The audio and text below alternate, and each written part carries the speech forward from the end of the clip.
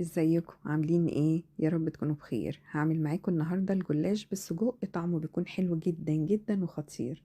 يلا بينا نشوف الطريقه والمقادير. اول حاجه هجيب طاسه او ووك او حله وهحطها على النار بدون اي مواد دهنيه.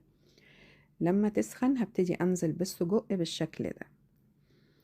بعد دقيقتين او 3 هيبتدي السجق يخرج الدهون اللي فيه والميه كمان اللي فيه. احنا مش هنضيف له اي حاجة خالص، انا كل اللي انا عايزاه ان هو يستوي بالسوائل بتاعته. زي ما احنا شايفين كده خرج كمية مية.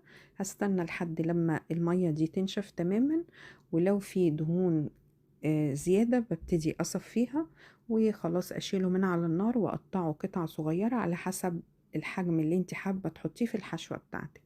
يبقى هو استوى من المية بتاعته والدهون، انا ما ضفتش اي حاجة خالص. وبعد كده بنبتدي نقطعه، ومش بنضيف اي توابل لان هو متبل جاهز.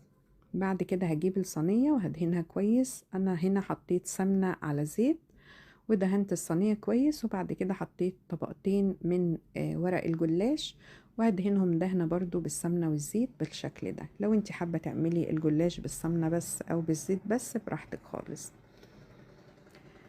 زي ما احنا شايفين كده كل طبقتين بدهن دهنة خفيفة بالشكل ده، بيطلع خفيف جدا وحلو جدا جدا.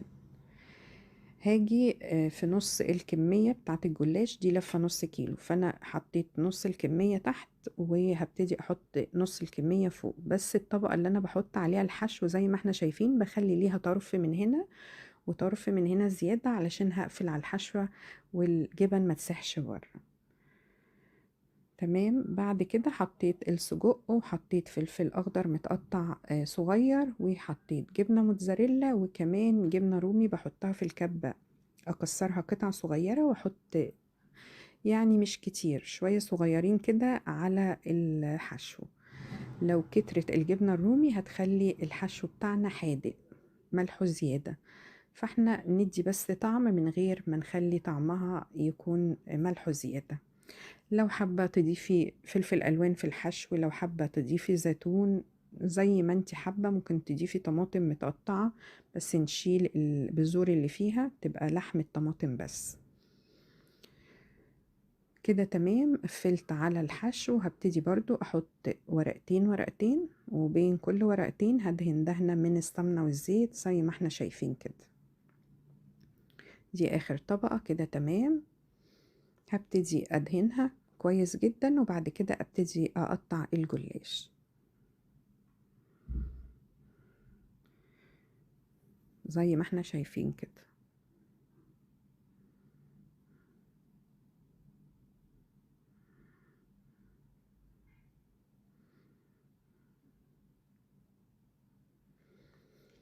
لو انتي مش هتسويه دلوقتي يبقى انتي هتعملي الخطوات اللي احنا عملناها دي وتقفلي على الصينية كويس جدا وتحطيها في التلاجة، ممكن تقعد معاكي لتاني يوم وبعد كده تسويها.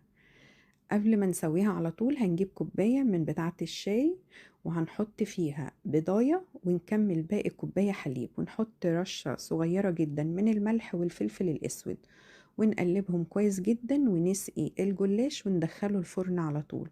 ما بسيبهوش ولا دقيقة بره، بيطلع مقرمش من فوق ومن تحت ومن جوه طري وبيبقى خفيف وخطير.